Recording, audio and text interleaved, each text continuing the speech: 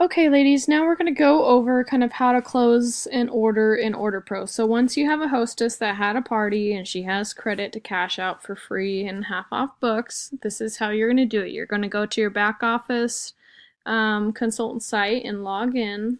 And then if you come over here to the top right, there's a chain link here. You're going to click that and then hit Order Pro Online. So for right now, this is how we're closing out orders. I heard at convention that they might be transferring everything over to the e-commerce shopping site for closing out. So that might be in the near future, but for right now, this is how we're going to do it. You're going to come over here to this orange bar on the left side. It says New Order. You're going to hit New Order.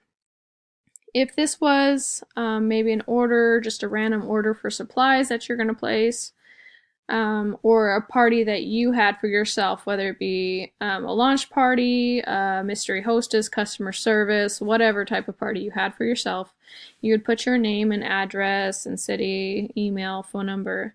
If this is a party that you're closing for a customer, you're going to put her information there. So go ahead and put the host name and address and everything in this box here. Once you're done, it should automatically calculate the tax for her area. And then the very most important next step would be to change this drop down. If it's for yourself, it always automatically defaults to consultant. However, if it's shipping to your hostess, especially if she's in another state, you want to drop that drop down to hostess.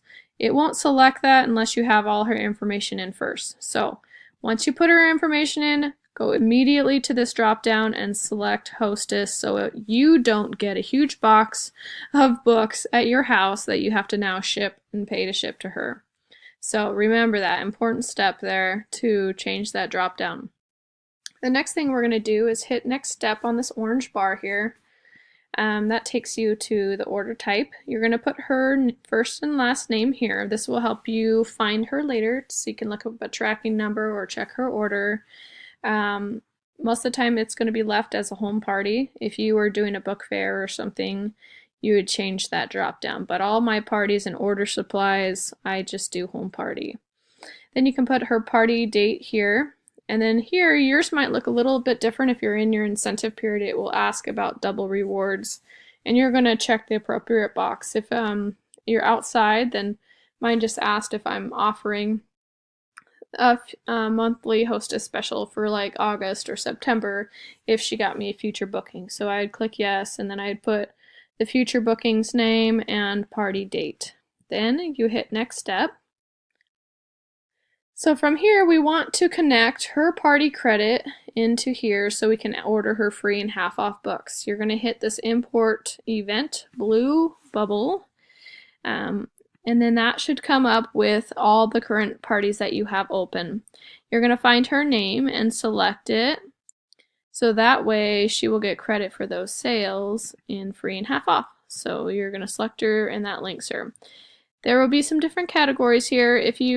Right now it says 0 down here, but if you were to hit the free hostess rewards and you've linked the credit, it'll tell you how much in free books she has. Or if you go to half off, it should tell you how much in half off that you have.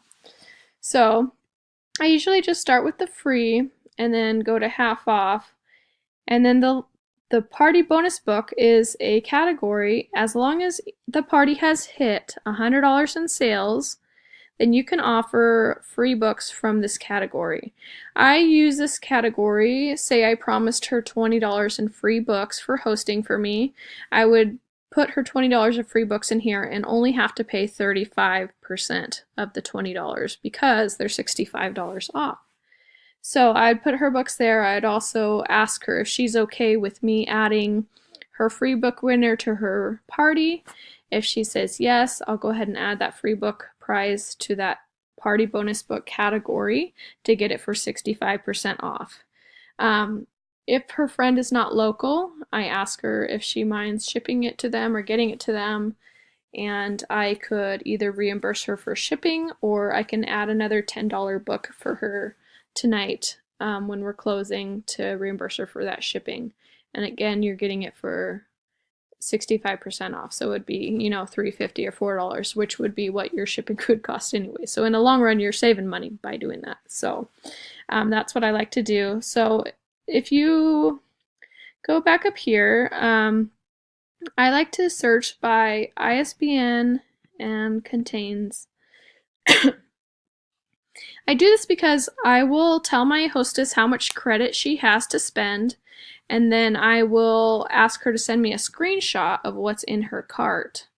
So what I would be seeing from her screenshot would be a list of books, and then here's the ISBN numbers right here. So she would have all the books that she wanted for free and half off, and then here would be the numbers. So all you would have to do is take that number from that book and come here, ISBN contains, and then plop in that ISBN number and search.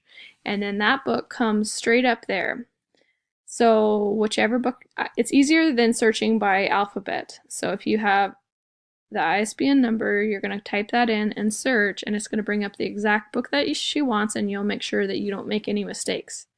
The next thing to do is you're going to hit add here. Oh, I can't do that. Sorry. I don't have any credit. This is a fake thing, so it's telling me I don't have credit. So I'll just put it in the full retail. So pretend we're in free, and then you're going to hit add, and then you're going to watch it drop down to here under selected items. Be careful because sometimes if you hit add twice, you won't realize it, and you'll get it'll add your quantity as 2. So you want to make sure if she only wanted 1, that 1 dropped down. I always like to double check after I have all the books in that I have all the books in there and then the quantities are correct.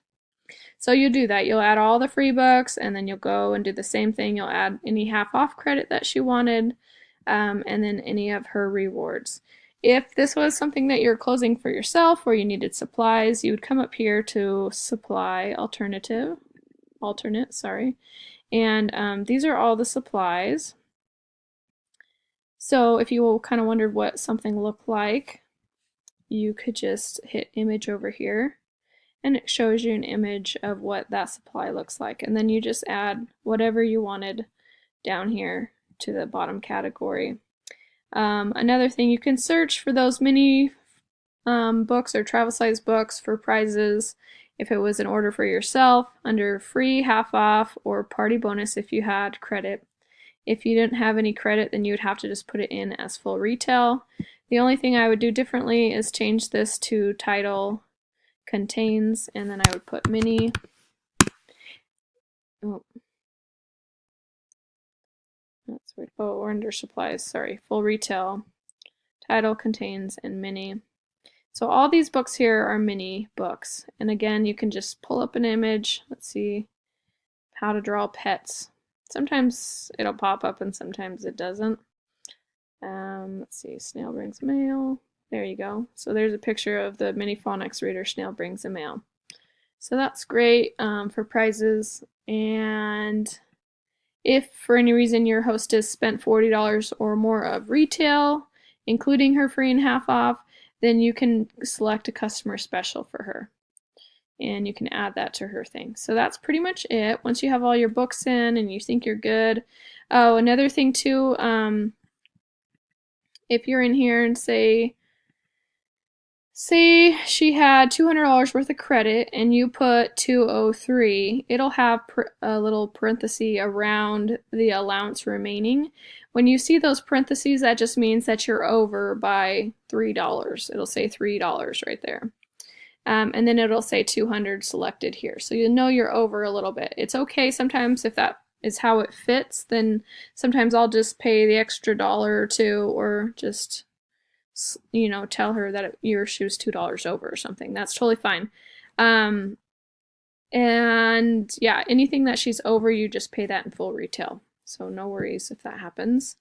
And I think that's pretty much it. Then you go to next step. This is kind of your summary or your receipt, and it gives like a breakdown of everything.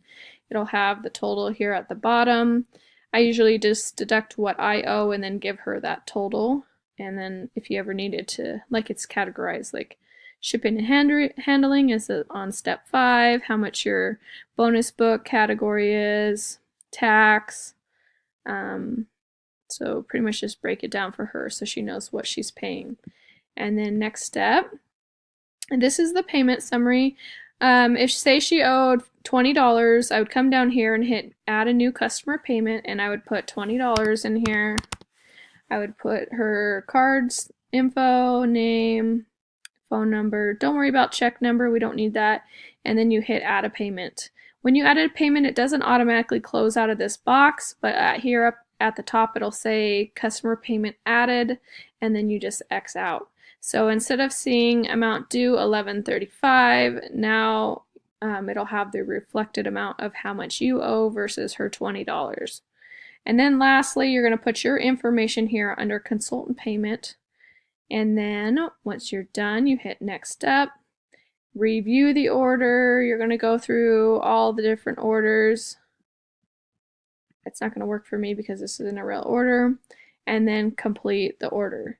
At the end, it'll say order is completed or order is successful, and then there'll be a little button at the bottom that says post to your expense ledger.